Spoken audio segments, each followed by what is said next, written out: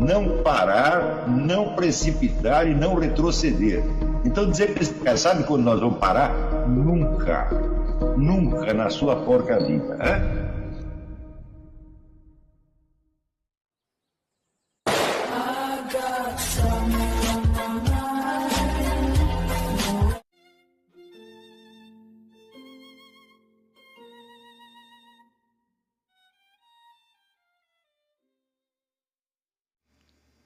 E aí pessoal, tranquilo?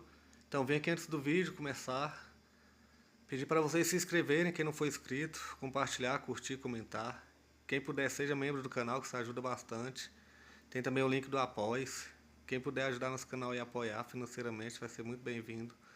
Mas o mais importante é transmitir o conteúdo e os conhecimentos do professor Olavo de Carvalho para mais e mais brasileiros. Então compartilhe e ajude aí nossa causa.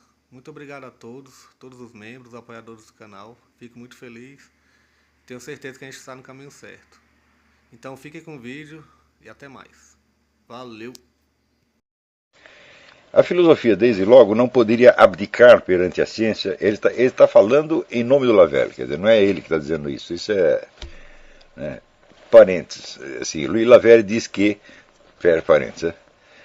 A filosofia, desde logo, não poderia abdicar perante a ciência, pois ela não é nenhuma espécie de conhecimento pré-científico superado e que devesse se dissolver num conjunto de ciências particulares, como a lógica simbólica, a psicologia experimental e a sociologia, nem uma reflexão sobre as ciências destinada a descobrir aí os progressos do espírito humano, nem um ensaio de coordenação entre as ciências.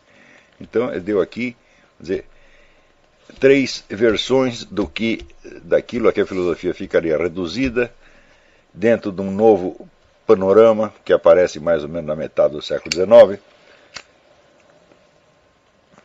em que, vamos dizer, as chamadas ciências se impõem, vamos dizer, como o único modelo de conhecimento possível. Então haveria essas três possibilidades. Primeiro, a filosofia cessa de existir, ela se dissolve, assim, em sociologia, em lógica, psicologia, etc., etc. Né? Segunda possibilidade, ela é um esforço de coordenação entre os resultados obtidos pelas várias ciências, no espírito mais ou menos do que propunha Augusto Comte e do que depois foi proposto na famosa enciclopédia inventada por Bertrand Russell e Alfred Whitehead no começo do século XX, que é um projeto que falhou. E, por fim, ela poderia ser, vamos dizer, um ensaio de explicação de por que as ciências funcionam. Isso é, descobrir o segredo da eficiência da ciência. Então, seria, vamos dizer, uma justificação da ciência. Sendo essas três missões que haviam sobrado para a ciência nesse período, o Louis Lavelle já entra em campo dizendo que tudo isso é impossível, que, vamos dizer, o objeto da filosofia não é abordado de maneira nenhuma por esses três enfoques e que, portanto, a filosofia como disciplina autônoma conserva toda a sua vitalidade. E prossegue o Jean Ecole. Em diversas ocasiões, com muita insistência, Louis Lavelle voltou a esse ponto, que na verdade é capital, pois envolve a existência da filosofia como disciplina especificamente distinta e autônoma, cujo princípio, após ter sido posto em fuga pelo positivismo, estava ainda mais ou menos comprometido pelo cientificismo larvado das diferentes tentativas que acabamos de enumerar, quer dizer, essas três tendências. Né? Ora, esse perigo de suprimir a filosofia em proveito das ciências surge desde que se esquece que a sua tarefa essencial, não podemos senão repeti-lo, é de se debruçar sobre a existência humana, a qual é mesmo faltou aqui o objeto de interrogação mais premente que possamos formular, ao qual é forçoso reconhecer que a ciência não traz nenhuma resposta, já que ela não nos informa senão sobre a matéria e as coisas, e ainda sem ultrapassar a ordem fenomênica, isto é, a maneira pela qual eles nos aparecem. Ora, isso não quer dizer que a existência humana, que nada da existência humana seja abordado pelas ciências. Né? Então, alguns aspectos da existência humana são, evidentemente, objeto de algumas ciências, como antropologia, psicologia, etc., etc. O problema é que nenhuma dessas disciplinas enfoca a existência humana enquanto tal, e desde um ponto de vista propriamente humano.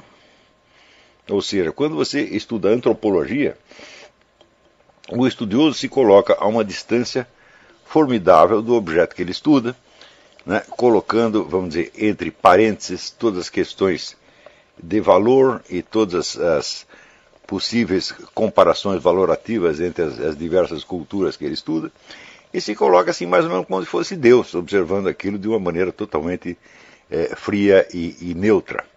Né? Então, isto é a mesma coisa que o investigador, ele se colocar fora da condição de existência que ele está estudando. Ou seja, ele está estudando a existência humana de um ponto de vista inumano ou sobre-humano. Tá certo? É claro que a atitude, isso é importantíssimo, mas a atitude que o observador, o investigador assume perante o seu objeto, ela constitui esse objeto de uma certa maneira. Ou seja, deste ponto de vista que nós estamos adotando, só é possível enxergar isto desta maneira. Ou seja, o objeto se torna aí correlativo da atitude cognitiva assumida pelo investigador. Isso é como, vamos dizer, ao você fazer um desenho, né, o lugar onde o desenhista se coloca, a distância que ele se coloca do seu objeto, a posição, etc., determina qual é, vamos dizer, a forma pela qual ele pode apreender esse objeto. Não é isso? Então, é uma coisa bastante simples, você não pode fazer um close-up a 100 metros de distância, só para dar um exemplo. Né? Então, isto é, ao você se tentar encontrar um posto de observação privilegiado para você apreender um objeto na sua existência real, na sua substantividade, nas condições reais da sua existência, você antes precisa fazer um exame crítico das posições que você está adotando e ver se o seu posto de observação é, de fato, o melhor ou se ele não deforma o objeto completamente, colocando um outro objeto imaginário no lugar dele. Então, por exemplo, as culturas consideradas independentemente de valores são um objeto perfeitamente inexistente, porque as culturas consistem de escolhas valorativas feitas por seres humanos. Tá certo? Então, é a mesma coisa que você tentar, por exemplo, desenhar um corpo humano sem levar em conta a sua tridimensionalidade. Você pode fazer isto. Só que existe algum corpo humano bidimensional? Não, não existe. Ele só existirá no papel depois que o desenhista o desenhar. Essa é mais ou menos o que acontece no cubismo, né? Então, o cubismo tenta desenhar um objeto como se ele fosse composto de vários aspectos soltos, captados desde várias distâncias e posições ao mesmo tempo. Então é claro que o objeto que ele monta é muito interessante, mas não se parece com nenhum objeto real, e por sua vez tem propriedades que os objetos reais não têm. É isso? Então você pega qualquer quadro cubista, do Picasso, por exemplo, né? Você vai ver que os vários aspectos, bom, eles existem, mas eles não existem primeiro, eles não existem chapados no plano como está no papel, no desenho, tá certo? Então isso quer dizer que o objeto que aparece no desenho não é o objeto que foi escolhido nominalmente como objeto de desenho, ele é uma outra coisa completamente diferente. Do mesmo modo, a sociedade humana dos antropólogos não é a sociedade humana na qual nós vivemos. Então, a primeira pergunta metodológica ao você fundar uma ciência, ou você iniciar um estudo desse, é dizer quais são as perspectivas possíveis, quais são os pontos de observação possíveis e qual é o melhor deles. E o melhor, eu poderia dizer, o melhor é aquele que me permita saber cientificamente pelo menos aquilo que eu já sei numa observação, vamos dizer, natural. Quer dizer, eu posso aperfeiçoar a observação natural, o ponto de vista do senso comum, eu posso aperfeiçoar, mas eu não posso diminuí-lo, eu não posso baixar, tá certo? Para uma abordagem mais simplória ou mais esquemática do que já estava, que é precisamente o que acontece em muitas ciências sociais, especialmente a antropologia. Né? Então, na hora que o antropólogo compara diversas sociedades, né, pega as instituições, os valores, etc., etc., e pelo contraste de umas e outras, ele diz, então todos esses esses pontos de vista dessa sociedade são relativos, né? E, portanto, eles não existem, eles são coisas meramente subjetivas. Eu digo, bom, mas acontece o seguinte, que assumir esses valores como se fossem universais e absolutos é a natureza de cada uma dessas culturas. Então, na hora que você os relativiza, você está apagando o elemento central de cada cultura. Então isso quer dizer que se você se depara com várias culturas diferentes que aceitam valores contraditórios, a primeira coisa que você tem que fazer é explicar como é que esses valores aparentemente relativos puderam ser absolutizados. E, evidentemente, a antropologia coloca essa questão entre parênteses e se contenta com uma espécie de relativismo absoluto. Eu falo, bom, então isso quer dizer que as culturas que você está descrevendo nunca existiram na realidade. Só existem na antropologia. Não é isso? Então, nessa situação em que, vamos dizer, o método cria o seu objeto, nós entramos então dentro de uma perspectiva kantiana, em que as estruturas da nossa mente é que determinam o objeto, né? E o objeto por si mesmo, coitado, não pode falar. É claro que existe alguma coisa de errada nesse enfoque, né? E no mínimo, nós temos que colocar o problema da inadequação desse tipo de investigação e tentar uma coisa melhor. Então, quando você, os filósofos, na linha do Louis Lavelle, Gabriel Marcel, Karl Jaspers, etc., colocam a existência humana no centro como sendo, vamos dizer, o ponto de partida, o objeto fundamental da filosofia, eles o fazem de tal modo que você tenha que levar em conta, pelo menos, aquilo que qualquer pessoa já sabe a respeito da existência humana. Ou seja, você não vai reduzi-la a um esqueminha abstrato que seja mais pobre até do que a visão que qualquer Zé Mané tem da sua própria existência. Você não pode fazer isso. Às vezes, as pessoas fazem isso em nome da exatidão ou da facilidade de acesso, etc, etc. Mas isso seria, vamos dizer, o modo de abordagem típico das ciências modernas, das ciências humanas.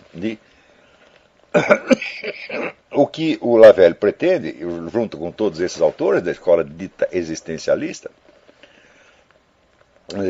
é uma abordagem que dê conta, pelo menos, daquilo que todos nós já sabemos da existência humana. Ou seja, não se trata de reduzi-la a este ou aquele aspecto, mas de, no mínimo, dar conta daquilo que a existência humana já significa para cada um dos existentes. Então, um primeiro dado é o seguinte, aqui, o objeto, no caso, não é separável do seu observador. Quer dizer, o observador não está separado e distanciado do seu objeto. Ele não está falando de existência humana como se fosse uma coisa que está projetada numa tela e que ele está observando. Né? Ele mesmo está envolvido no desenho, ele é um dos elementos do desenho, tá certo? De modo que, por isto mesmo, é que é necessário adotar o método dialético, que dê conta, ao mesmo tempo, da objetividade daquilo que você está dizendo e da sua própria participação nesse objeto. Portanto, a coisa tem que ser desenhada, no mínimo, em duas direções articuladas, tá certo? Que é uma coisa que todos nós sabemos fazer na existência do dia a dia. Todos nós sabemos que quando nós falamos, vamos dizer, da vida humana, nós estamos falando de algo do qual nós estamos participando e não de um objeto que está colocado numa tela na nossa frente. Ora, a linguagem cotidiana é suficiente para fazer isso, mas ela não é uma linguagem criticamente examinada e não é uma linguagem, vamos dizer, intelectualmente relevante. Então, como fazer para abordar esse objeto, levando em conta, no mínimo, aquilo que na vida corrente nós já sabemos, mas elevando essa abordagem a um nível de por assim dizer, universalidade conceptual. Esse é o problema colocado. Não é fácil de resolver. Então, não precisa nem dizer que não existe nenhuma ciência que faça isso. Quer dizer, os métodos da chamada ciência não permitem fazer isso de maneira alguma.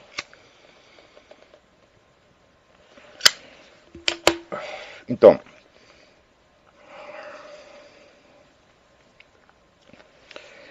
numa palavra, a filosofia está envolvida na questão do nosso ser mesmo. Portanto, o nosso ser mesmo, quer dizer, é a existência humana, considerada não apenas como objeto de observação científica, mas como objeto de participação, vamos dizer, do próprio investigador. Né? E Jung dizia que um dos grandes problemas da psicologia, das grandes dificuldades da psicologia, é que o ser humano é ao mesmo tempo o seu objeto e o sujeito do conhecimento. Eu digo, bom, mas isso aí não é um problema? Eu diria que isso é a definição mesma da psicologia. Mas não da psicologia como se desenvolveu dentro da abordagem dita científica, onde, ao contrário, o observador procura se distanciar cada vez mais do seu objeto, como se ele mesmo não estivesse envolvido de maneira alguma nos fenômenos que ele descreve. É o caso, por exemplo, do behaviorismo, onde o objeto em estudo não é o ser humano, não é a psique humana, mas apenas a conduta observável de outras pessoas, separada da conduta do investigador que as está investigando nesse mesmo momento, como se ele não as estivesse investigando, ou seja, como se ele não estivesse participando do processo. Então você já tem aí uma espécie de deformação cubista. Né? Se vocês... Isso é um assunto muitíssimo interessante para aqueles que queiram fazer mais tarde uma tese, um trabalho para este curso. É um tema que eu não vou ter tempo de estudar, mas que eu acho importantíssimo, é você descrever, pelo menos com um ou dois exemplos, essa deformação paralela que existe nas ciências e nas artes. Quer dizer, todos esses estilos, cubista, abstratista, etc., eles surgem quase que ao mesmo tempo que esses métodos de investigação nas ciências sociais. Eles têm uma semelhança estrutural muito, muito grande. Quer dizer, são técnicas de você abstrair de certos aspectos que são os essenciais do objeto que você está estudando. E daí você pega apenas aquele recorte abstrativo que sobrou na sua mão e trata ele como se ele fosse a realidade, e como se o objeto concreto fosse inexistente ou uma mera criação cultural, ao passo que o objeto abstrato que você inventou passa a ser a realidade. É uma coisa evidentemente doida. Mas, como é um pouco trabalhosa e tem uma certa elegância, isso aí acabou se impondo como uma moda, né? E essa coisa se alastrou praticamente por todo o universo das ciências sociais. Quando você vê hoje, vamos dizer, enormes erros de previsão feitos por cientistas políticos, sociólogos, economistas, etc., você fala, bom, não é de espantar que eles nunca acertem, mas quando se constata o seu erro, isso não tem mais importância. Por quê? Porque já surgiu uma nova moda científica, as pessoas não lembram mais do erro que foi cometido 20 anos atrás. Então isso quer dizer que o prestígio das teorias erradas, ele continua consagrado historicamente como se não fossem erros, né? Então, a filosofia está envolvida na questão do nosso ser mesmo, e é erroneamente que a acusam, às vezes, de ser um jogo estéril de conceitos, pois, mais ainda que uma especulação sobre a existência, ela é, poder-se-ia dizer, a nossa existência mesma, no sentido de que ela não pode permanecer exclusivamente teórica, pelo fato de que, esclarecendo o sentido da nossa vida, ela nos compromete a viver segundo a sua luz própria. Ou seja, a filosofia não é um estudo da existência humana, ela é a própria existência humana elevado a um nível de lucidez maior sobre ela própria. Então, isso quer dizer que não há aqui a diferenciação do sujeito e do objeto. Quer dizer, é o próprio ente que salta da condição de objeto e estudo para de sujeito observador, sabendo que ele é o mesmo nos dois casos. Então, evidentemente, existe aí uma tensão entre o objetivo e o subjetivo, que se tornam inseparáveis, tá certo? Ademais,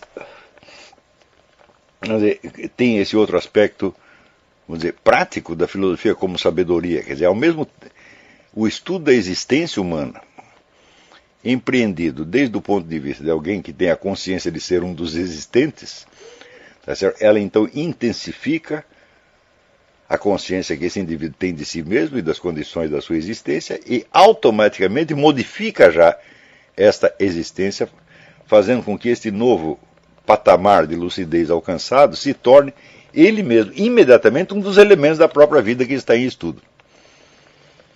Então, vocês vão entender que, para fazer isto, quer dizer, esse constante, vamos dizer, interação e identificação do ponto de vista subjetivo com o ponto de vista objetivo e do ponto de vista teórico com o ponto de vista prático exige, vamos dizer, um método que não é o da ciência, tá certo? E um método que na verdade não existia até antes de Louis Lavelle, né?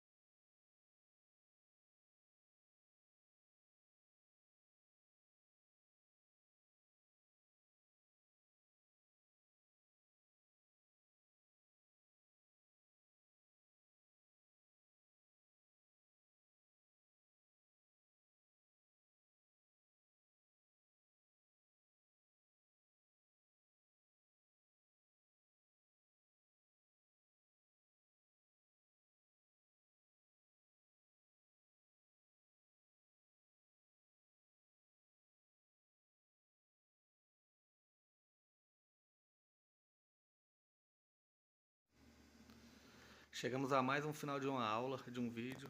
Espero que tenham gostado. Quem não se inscreveu ainda, se inscreva, compartilhe, comente. Ajude o nosso canal, apoie, seja membro. E ajude o nosso canal a chegar a cada dia a mais brasileiros que precisam muito do conhecimento do professor Olavo de Carvalho. Então é isso aí, fique com Deus, até o próximo. Valeu! Então é isso aí, pessoal. Que é o nosso canal. Que são alguns livros que eu já li. A maioria foi doação, mas alguns eu adquiri, professor Olavo de Carvalho. Alguns livros se perderam aí que eu emprestei. Professor Alexandre Costa. A Bíblia Sagrada. 10 lições sobre Karl Marx. Indico a não ler esse livro, que é muito ruim mesmo.